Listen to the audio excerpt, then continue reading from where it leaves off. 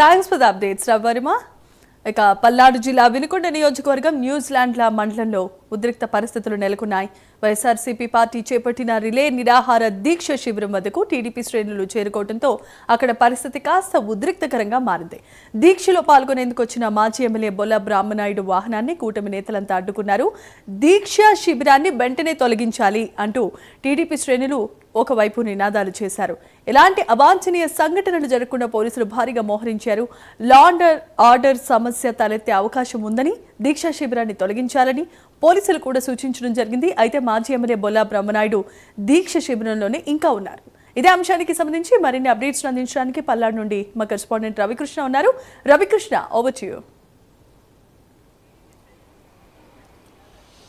Jemimah, ఈ రోజైతే మాత్రం వినుకొండకు సంబంధించి వినుకొండ సమీపంలో ఉన్నటువంటి న్యూజిలాండ్లో మాత్రం ఉద్రిక్త పరిస్థితులు ఏర్పడ్డాయని చెప్పుకోవచ్చు. ప్రధానంగా కూడా నిన్నటి నుంచి ఈ వైసీపీ అయితే మాత్రం పార్టీకి సంబంధించిన నేతలు కార్యకర్తలు అయితే పెద్ద ఎత్తున ఆందోళన చేస్తూ ఉన్నారు. ఏదైతే డిఎస్సి ఎగ్జామినేషన్ ఉందో ఈ డిఎస్సి ఎగ్జామినేషన్లో పెద్ద ఎత్తున కూడా అవినీతి అక్రమాలు జరిగినాయని ఆరోపిస్తున్నారు. ప్రధానంగా స్పోర్ట్స్ కోటాకు సంబంధించి స్పోర్ట్స్ కోటాలో అయితే మాత్రం ప్రధానంగా దీనికి సంబంధించి అవినీతి జరిగినట్టు చెప్తున్నటువంటి నేపథ్యం. దీంతోనే నిన్నటి నుంచి కూడా రిలే నిరాహార దీక్షలు అనేవి జరుగుతున్నటువంటి పరిస్థితులు.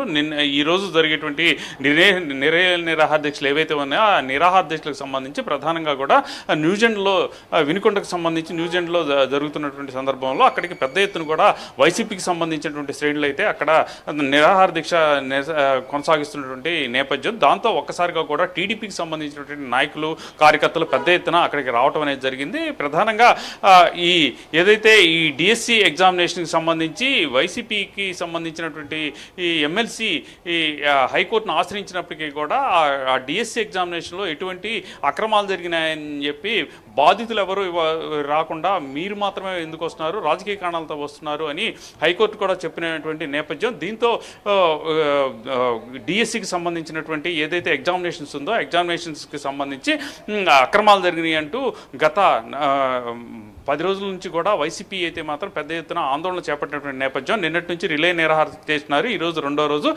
అటువంటి సందర్భంలో అయితే మాత్రం న్యూజిలాండ్లో కూడా చేస్తున్నటువంటి తరుణంలో అయితే మాత్రం అక్కడ ఉన్నటువంటి దీక్షా శిబిరం దగ్గరికి పెద్ద ఎత్తున టీడీపీకి సంబంధించిన నేతలు కార్యకర్తలు రావడంతో అక్కడ ఉద్రిక్త పరిస్థితులు ఏర్పడ్డాయి. ఒక పక్కన పోలీసులు, మరో పక్కన వైసీపీకి సంబంధించినటువంటి నేతలు, మరో పక్కన టీడీపీకి కార్యకర్తలు, నాయకులు అక్కడ పెద్ద ఎత్తున ఉన్నారు.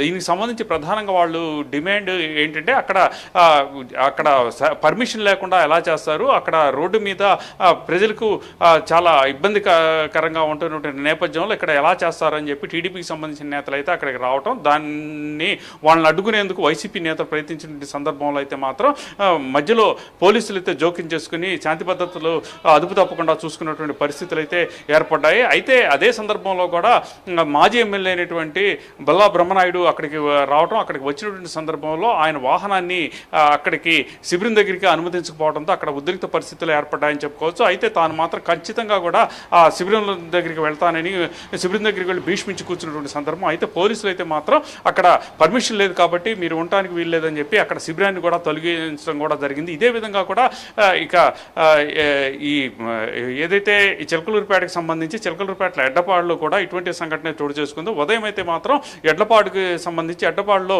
ఈ నిరసన దీక్ష చేస్తున్నటువంటి సందర్భంలో అయితే మాత్రం అక్కడికి పోలీసులు చేరుకున్నారు. పోలీసులు చేరుకొని ప్రధానంగా కూడా పర్మిషన్ లేకుండా మీరు ఎలా చేస్తారు అని చెప్పి అన్నటువంటి సందర్భంలో అక్కడ వైసీపీ కార్యకర్తలకు అదేవిధంగా పోలీసులకు మధ్య తీవ్ర వాగ్వివాదం ఏర్పడింది. దాని సందర్భంగా కూడా పర్మిషన్ లేకుండా ఈ కార్యక్రమం చేయడానికి వీల్లేదని పోలీసులు అయితే మాత్రం గట్టిగా చెప్పడం, దానికి తోడు టెంట్లను తొలగించుకోవాల్సిందిగా చెప్పినటువంటి నేపథ్యంలో అక్కడైతే ఉద్రిక్త వాతావరణం ఏర్పడమే కాకుండా కూడా లోకేష్కి సంబంధించి అదేవిధంగా కూడా సీఎం చంద్రబాబు రాజీనామా చేయాలి, లోకేష్ రాజీనామా చేయడం పెద్ద ఎత్తున కూడా నినాదాలు చేసినటువంటి పరిస్థితి ఏర్పడింది. గత 2 రోజుల నుంచి అంటే నిన్నటి నుంచి ఈ రోజు నుంచి కనుక చూసుకున్నట్టయితే నిన్నైతే మాత్రం విజయవాడలో ముత్యాలంపాడు దగ్గర జరిగినటువంటి ఘటన, ఈ రోజైతే మాత్రం ఇక్కడ గుంటూరు జిల్లాకు సంబంధించి వినుకొండ అలాగే ఇక చిలకలూరుపేటలో కూడా ఇటువంటి ఘటనలు అయితే పునరావృతమవుతున్నాయి. రేపు వెళ్ళిన మొత్తం 4 రోజుల పాటు ఈ నిరాహార దీక్షలు అయితే కొనసాగేటువంటి పరిస్థితుల నేపథ్యంలో రేపు ఏం జరుగుతుంది అనే దాని మీద అయితే మాత్రం ఆసక్తి నెలకొందని చెప్పుకోవాలి. Right, thanks for the updates Ravikrishna.